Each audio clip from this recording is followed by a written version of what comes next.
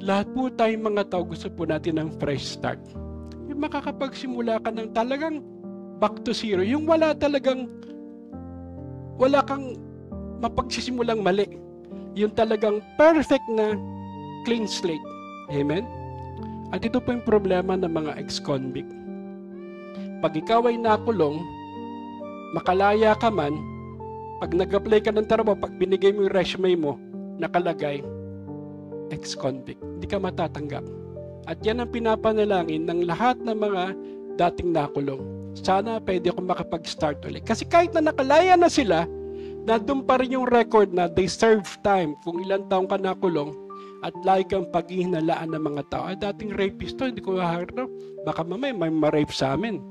Dating magnanakaw to, hindi ko harto sa kumpanya ko, baka magnakaw ito sa amin. Dating manununog ito, arson ito, baka sunugin ito bahay namin. Dating mamamatay ito, baka pag nabisit ito sa akin, bida ako sinaksak dyan. Lagi ka na lang pagsususpechan because may record ka na. At lahat ng tao gusto na makapagsimula ng walang record. Hello? Ito masakla sa mga estudyante, pag bumagsak ka na, lagi ka nang may record. Forever na yan! Kaya kayo magsipag-aral ka ng mabuti, amen? Kasi pag meron ka natanggap na palakol, naka-record na yan. It's very hard to start anew. Yung para kang magkaroon ng fresh start. But listen to this. There was this guy by the name of Ricky Johnson.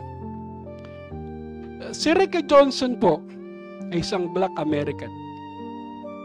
At itong Black American na ito, siya po'y nakulong for 25 years sa kasong rape. Wala namang siyang kasalanan talaga.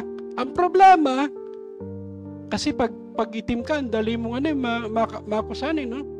Negro yan, mamamatay yan, rapist yan, andali. Ang bilis ng pagdilitis, kulong agad. At kahit mag-apply siya, wala akong ginawa, hindi siya pinapakinggan.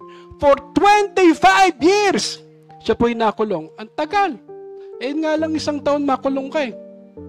Ito po, 25. Doon na po siya tumanda sa kulungan eh. Araw-araw, ang sama ng loob niya. Wala naman akong ginawa. Namumuy ako ng matahimik. Kaya lang yung description ng ng rapist, tumutugma sa kanya kahit wala siyang ginawa. Hello? Kaya wala siyang may katwiran. Kasi lahat ng description nasa kanya. Kahit sabihin niya, wala kasing witness eh. Ang witness lang yung na-rape eh. Kasi kamukha niya eh. Kaya mahirap pag may kamukha ka eh. Amen? Pag kamukha mo yung rapist, ako, delikado yan. Amen?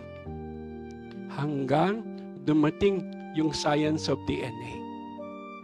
Tinignan yung DNA niya at saka yung DNA na nakamatch doon sa damit ng rapist. At alam niyo po na patunayan, hindi magkamatch.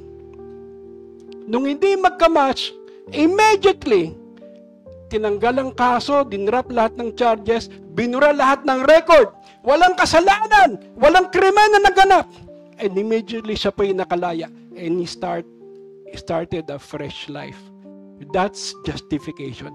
From the very start, wala ka talaga nagawang kasalanan sapagkat yung DNA mo ang pumalit yung DNA ni Christ.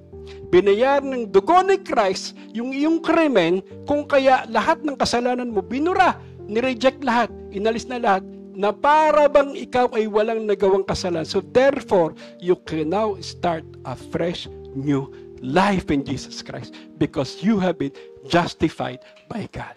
Hallelujah! Salamat po, Lord. Don't miss out. If you enjoyed this post, show us some love. Like if you agree. Comment your thoughts below. We'd love to hear from you. Share this with your friends and spread the good vibes. Follow our page for more updates, tips, and inspiration every day. #like, comment, share, #follow us, #spread the word.